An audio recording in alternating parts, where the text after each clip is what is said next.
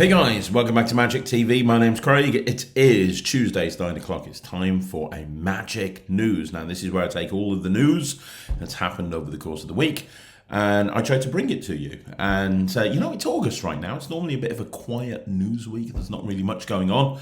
However, there was a lot going on this week. So I'm still in Blackpool.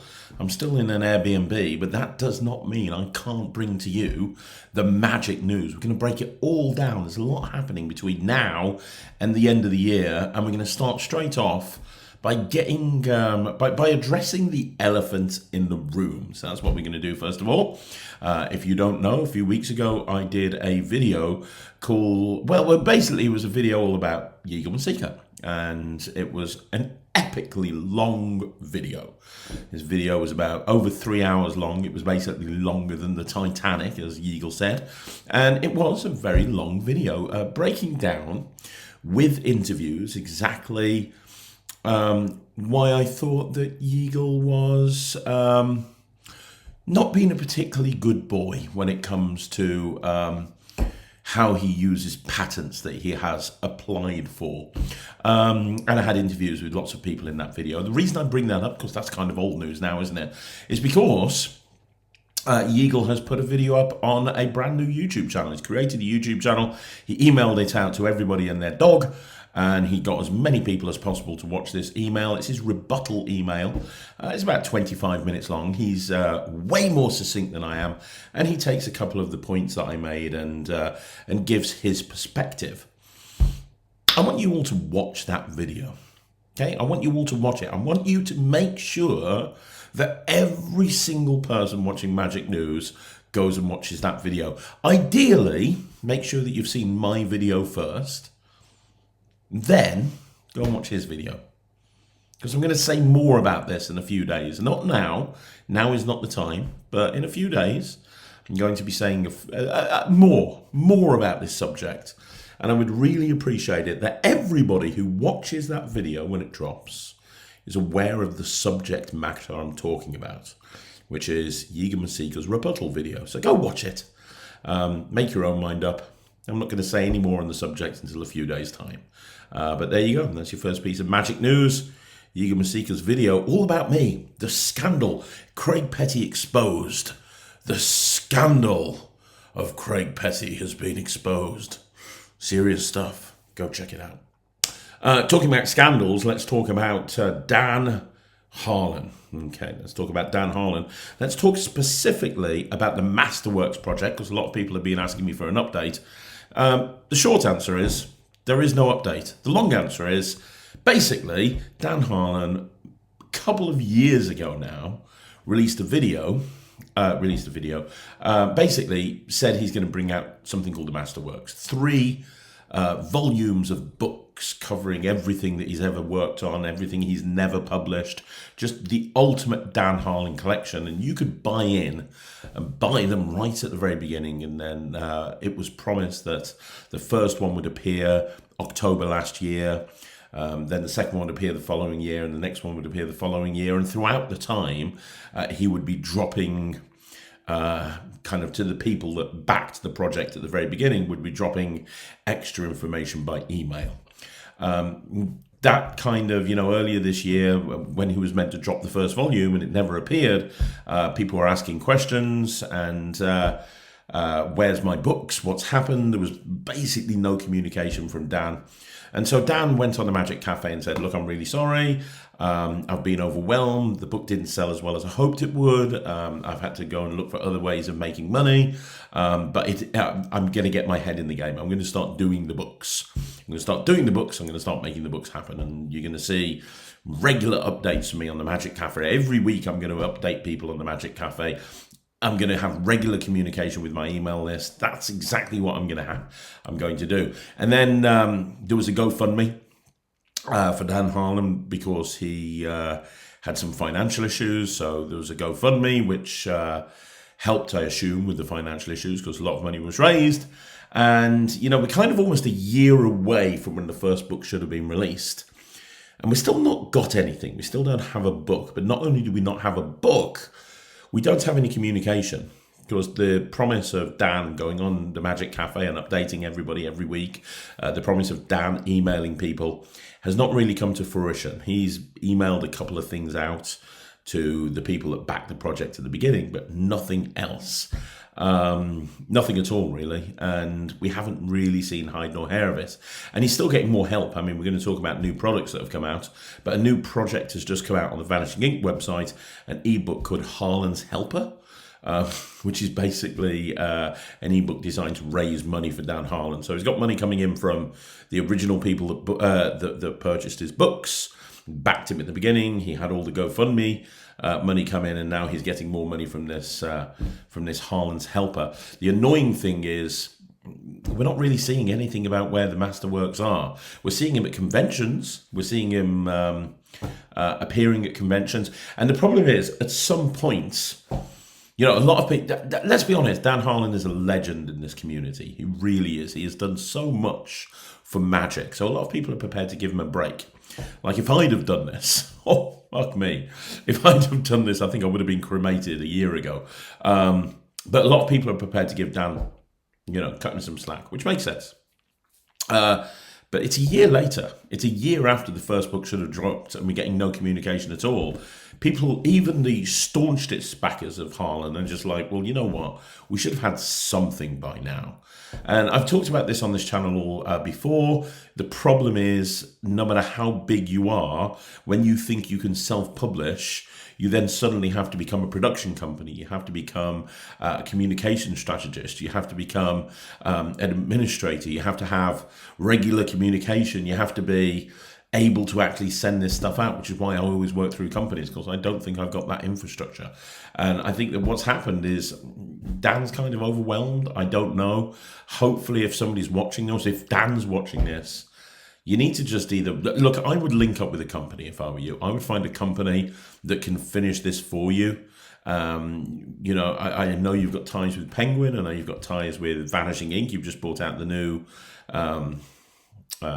version of the Stickman Trick, whatever it's called, cartoon, with Vanishing Ink.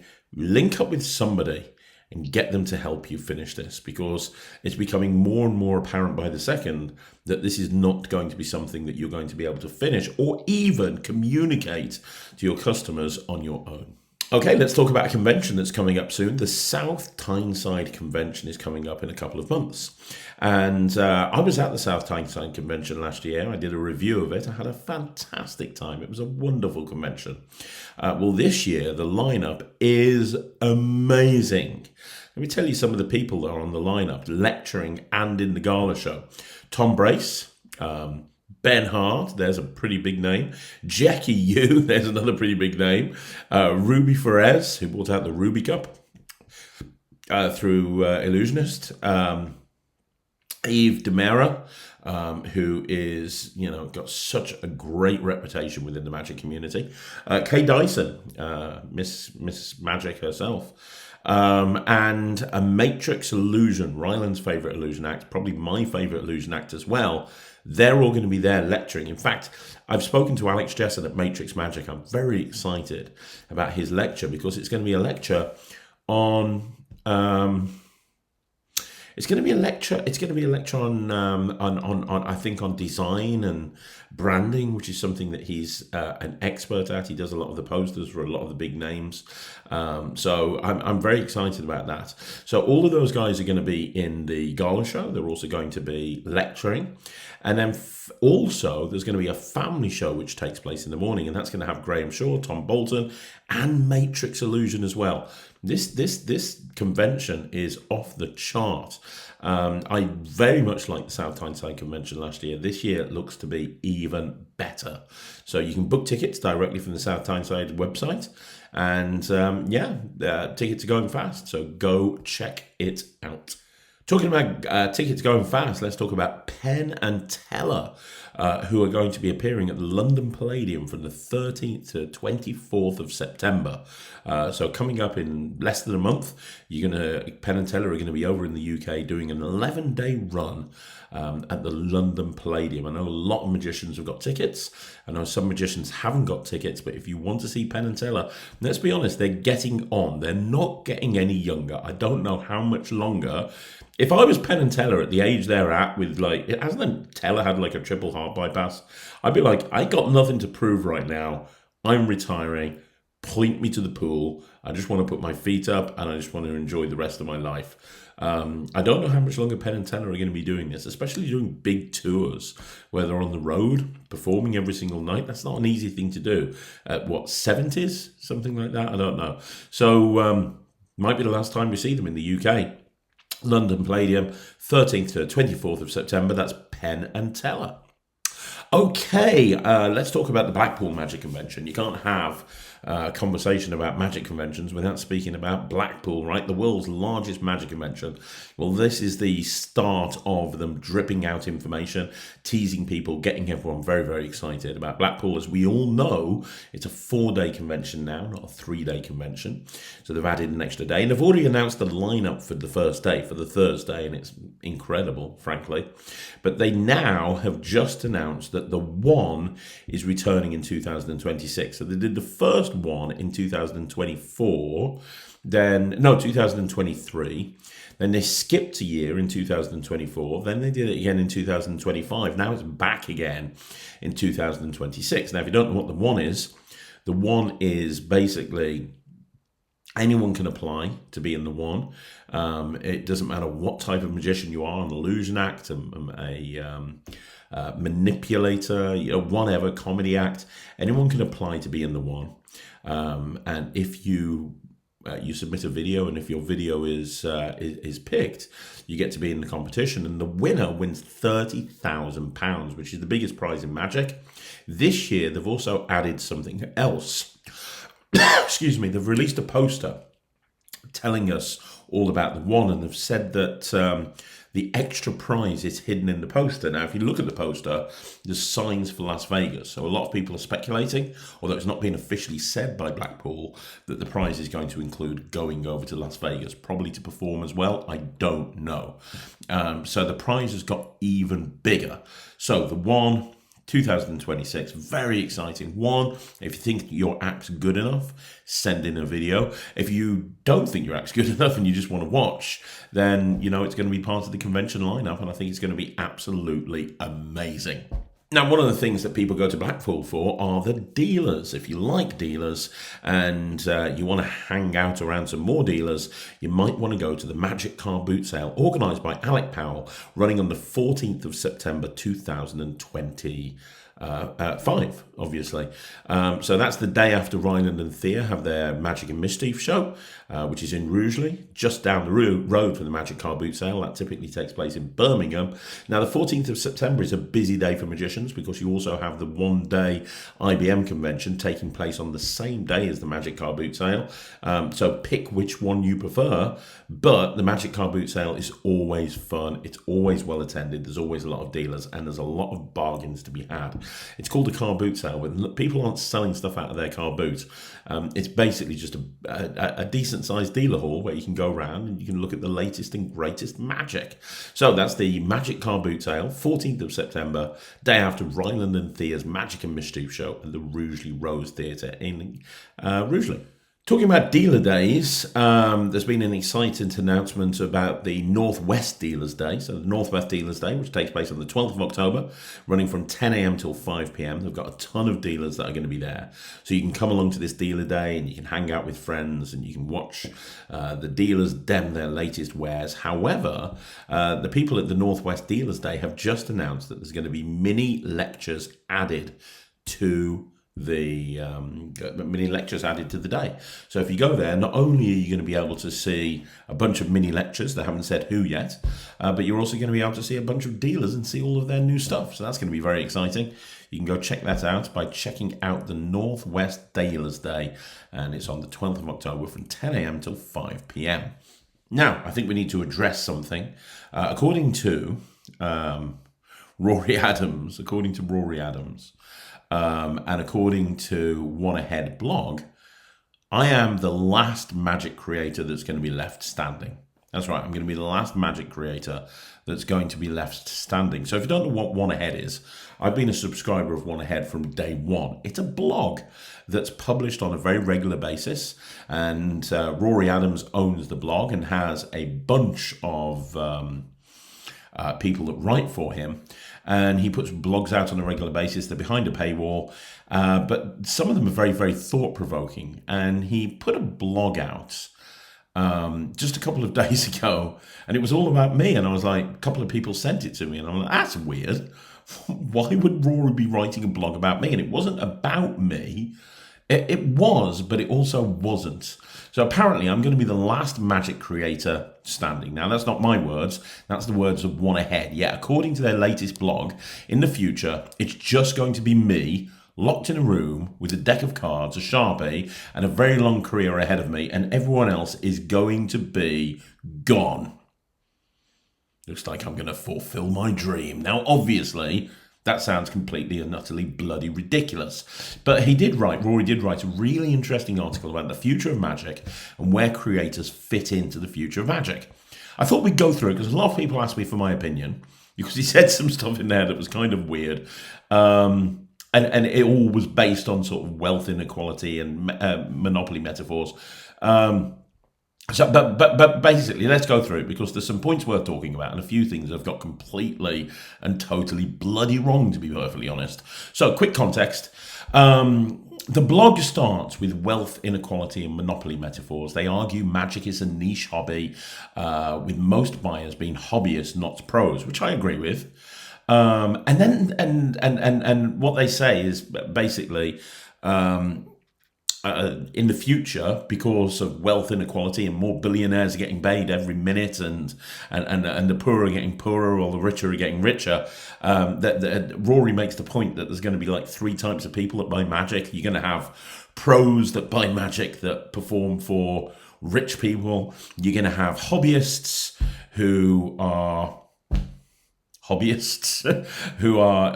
like looking, maybe not rich hobbyists, but people that want to be hobbyists in Magic. And then there's going to be very, very well-off hobbyists. And then they make a few predictions. Some of the predictions they make, Rory says Vanishing Ink is going to become the Amazon of Magic and basically going to be the only Magic dealer left standing. Other big companies are going to fade or get bought. He hypothesizes that Murphy's Magic is going to be bought by Vanishing Ink. He basically says every year that Murphy's Magic don't sell to Vanishing Ink, they're going to lose $500,000 off what they end up getting for it. Creators will go direct to consumers or go through Vanishing Ink. Paid communities and coaching will thrive, and somehow Craig Petty, that's me, will be the only Magic creator left. The only creator in the future consistently releasing Magic with multiple brands will be Craig Petty. That was what was written in the blog. I had to read it like 5 times to understand it. I mean, I'll be honest, I didn't even know it applied for the role of Highlander of Magic creators. But apparently, there can be only one, and it's me. Now, they said a few other things as well. They said you don't want to get on the wrong side of petty, which makes me sound less like a Magic creator and more like a mafia boss. And there's certain people, looking at you, Yeagle, that would want people to believe that I'm a bit like a mafia boss. But can you imagine it? Instead of a horse's head in your bed, I just leave a Svengali deck. That'd be fun, right? And let's be real. Do I want to be the only creator left in Magic? No, that would be boring. I don't want to be stuck releasing Out of This World for the 15th time while everyone else has packed up and gone home. And also, this channel that you're watching right now, one of the things that I bang on about over and over again, and one of the things I talk about on this channel over and over again, is how to be a creator, how to be a Magic creator, how more people should be a Magic creator. So if I'm the only Magic creator left standing, I've basically fucked it, really, to be honest. But let's analyse what they've said. Let's analyse the predictions. So the first one is Vanishing Ink is going to become the Amazon of Magic. Now, look, here's the thing, right?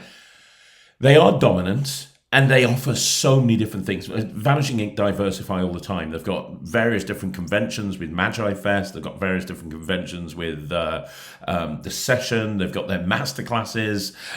They've got free shipping. They've got all of the retreats that they do. They've got strategy. They reinvest. They innovate. But, and this is important, they're not the only ones doing interesting stuff. Penguin still moves product like crazy.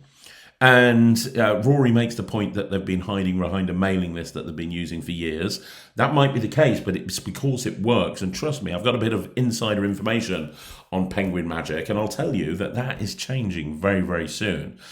Don't discount Penguin, Rory. Please don't. Alakazam, never underestimate Alakazam. Look, I know how much they sell, and I see the sales figures for my products and how many units one shop sells versus another shop sells. Alakazam are killing it. Put it this way, right? They set up their USA operations a couple of years ago. And since COVID, Alakazam have gone like this and this and this, ever since Harry Nardi got involved, and they've really opened up with social media. Alakazam have gone through the roof, right? I believe, don't quote me on this, but I believe that their American operations are now consistently, most days, eclipsing their UK and European operations, which means that they've created an extra sum of income and customer base out of nowhere in the last couple of years. They've just bought Print by Magic. They're innovating constantly. You never discount Alakazam. I think Rory referred to them as a little family business that gets passed down. No, they're really not. Illusionists, love them or hate them, they find new angles. They're focusing on their marketing stuff at the moment, which I believe is going really well. Murphy's is still the background of distribution, and to say Vanishing Ink will be the only big company left is an exaggeration. They're always going to be a major player. Josh and Andy are amazing. But Magic isn't a winner-takes-all game. So that's my point on that. The second one, independent creators selling direct. That is a valid point. It's easier now than ever to sell direct to the consumer without going through a production company. Things like Patreon, Gumroad, YouTube. I mean, that's where this channel came from, YouTube, right? You have people like Christian Grace that have dominated Gumroad. You have people like Lloyd Barnes, who's all over Patreon and YouTube. We've all seen creators who just skip the middleman and go direct. Sometimes that works brilliantly. Sometimes the reach isn't there.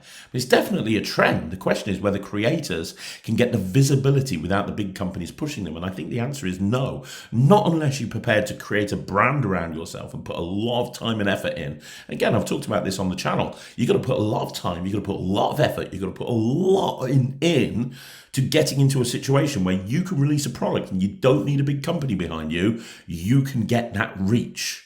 And even then, when you look, why do you think companies like 1914 are no longer producing Magic? Why do you think companies like, Adam Wilbur's company, can't even remember the name of them right now. Why do you think they're not producing Magic? There's a reason for that.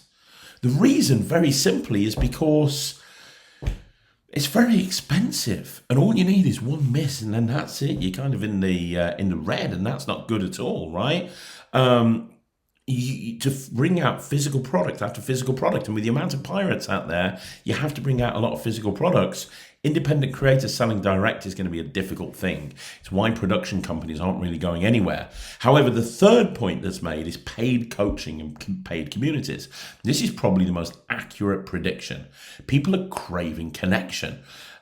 Coaching, mentorship. It's why things like the Netrix works. It's why Patreon works. It's why you're watching this channel. Tricks are cool, but communities keep people in Magic. So I could see more coaching and more communities and more things. I have this gold membership where I meet with people on a fortnightly basis and I work directly with them on a one-on-one basis.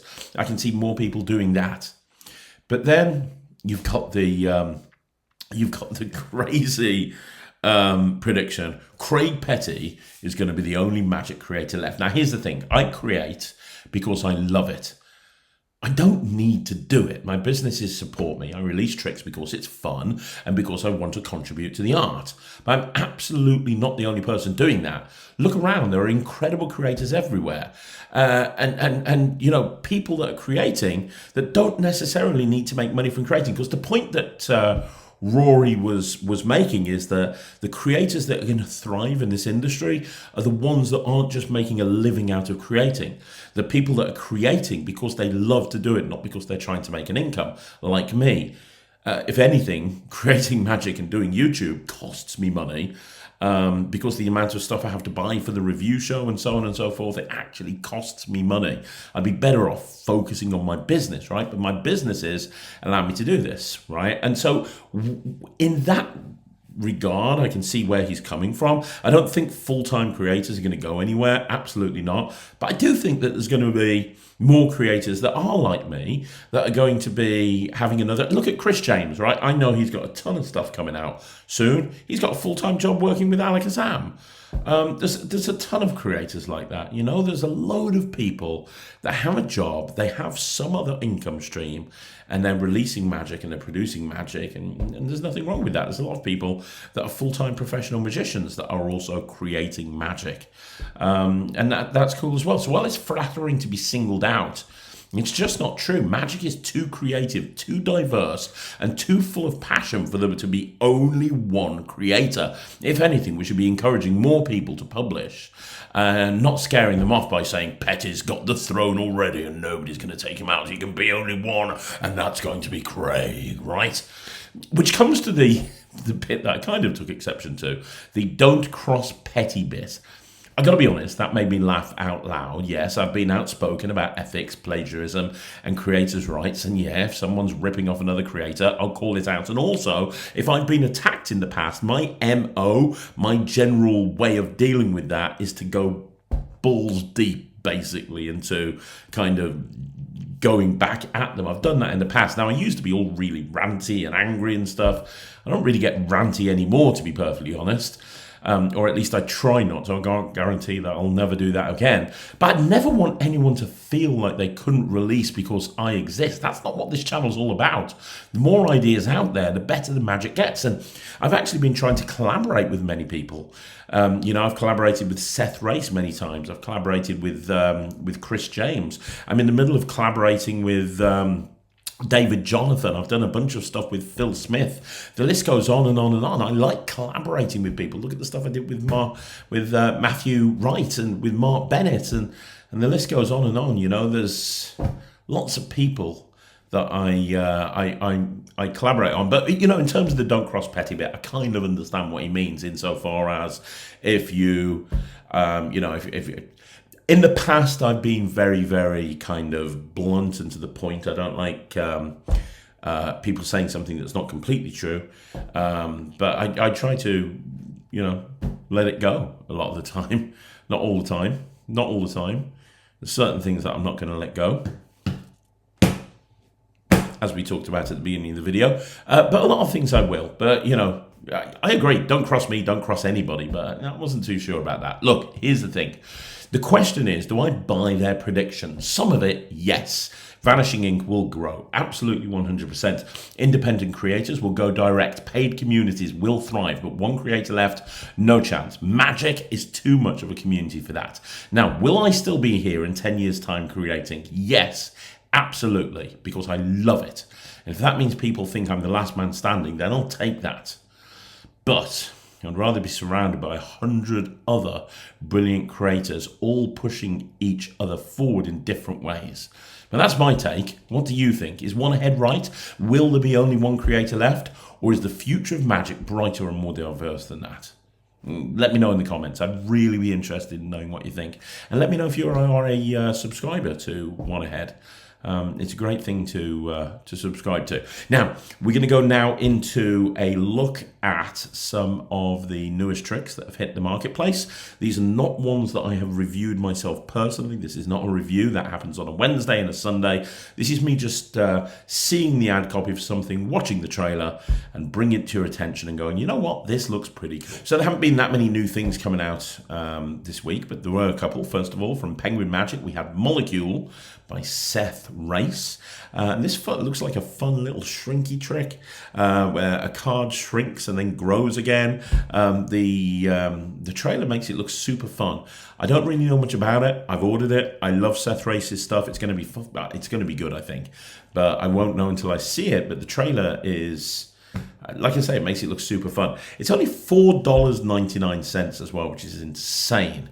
Then you have something called Rally Joker, which is by Dusung Huang and AB. And Rally Joker is basically it's a little bit like Homing Card meets Bicycle Built for Five by Tom and Oscar. So the Jokers are coming back, and then they all end up on the same card. That kind of looks interesting. I've always liked Bicycle Built for Five, so we'll see what that's like. Then we've got a kind of an interesting one called Distortion by Dante and Ultra Bella. And it comes with refills, so it's kind of really weird. I watched the trailer for this, and I really liked it. It's a file card, the sort of things that you would get from Blake Voigt that would flap over. But this is not a flap, it's a file card, and it's used for revelations. So there's like words written all over it, and then when you pull, it kind of separates into sections, almost like making a staircase, and the words the stuff on the card rearranges itself into the revelation, like Tom Cruise, for example. So I think it's a revelation of a forced item. It seems very interesting. I like the look of it, and I'm glad that they're doing refills, because that means that you can give it away. So that's Distortion. I do like that. Now, Murphys have brought out Sure Split Invisible Deck, and the Sure Split Invisible Deck is apparently the most easy invisible deck in the world to split as you're spreading the deck out. I know from the invisible deck project I did, Visible, I know that a lot of people struggle with separating an invisible deck when they spread the cards out. And you have to separate the double that's roughed together. It can be a very difficult thing for people to do. Now, I talked on Visible about different ways of doing that, but it can still be a difficult thing. So Murphys have created the Sure Split Invisible deck, which is guaranteed to split every single time. And apparently it's a much easier thing to do. So that's kind of really interesting. I want to get one of those in my hands. I've never really had a problem with a normal invisible deck, so we'll kind of see. Now, heading over to Vanishing Ink, they are the only dealer that I can see outside of Chris Rawlins that is advertising Cloak. Now, Cloak by Chris Rawlins is cool. That's the best way to describe it. It's very, very cool. Never seen anything like it before, really. Well, I have. It's kind of similar in regards to an Amaze box. It looks like one of those black IKEA boxes that you'd throw stuff in and put it on a shelf. But you can have people throw billets in there. It's open on the top. There's no folding down bits or anything like that. They can throw all the billets in, and yet just in the action of shaking them and then handing the box to someone to take a billet out, you switch the billets in whatever way that you want. So it's basically a billet switching box, a little bit like a maze box, but better really, because it's not got sides and having to open or anything. It looks really good.